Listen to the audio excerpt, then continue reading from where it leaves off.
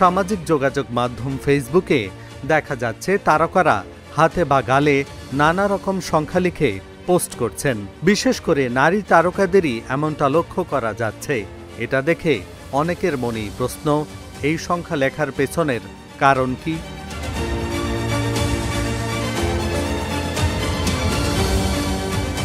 25 November নিজের ফেসবুকে আন্দোলনের সূচনা করেন অভিনেত্রী নুসরাত ইমরোজ তিশা। নিজের ছবিতে 9 লিখে তিনি জানিয়ে দেন তিনি প্রতিদিন অন্তত 9টি হয়রানির মুখে পড়েন। পোস্টে তিশা লেখেন, সংখ্যা থেকে কণ্ঠস্বর, আসুন আমাদের গল্প সবার সামনে তুলে ধরি। তোমার নম্বরের গল্প বলো, আরও জোরে আওয়াজ তোলো।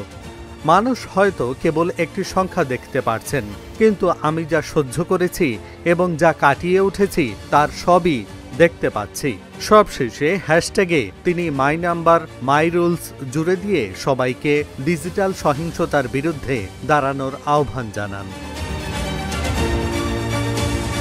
শুধু তিশাই নন, ডিজিটাল সহিংসতার বিরুদ্ধে এই আন্দোলনে যুক্ত হয়েছেন চলচ্চিত্র, নাটক, সঙ্গীত তারকাদের অনেকে।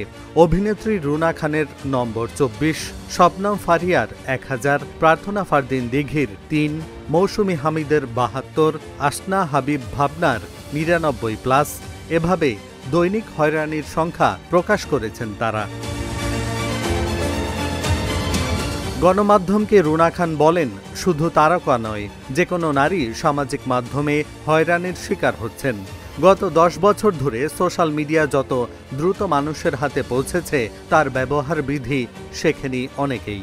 জানা গেছে মাই নাম্বার মাই রুলস আন্দোলনটি টানা 16 দিন সামাজিক মাধ্যমে চলবে। এহসানুল হক, ঢাকা জার্নাল।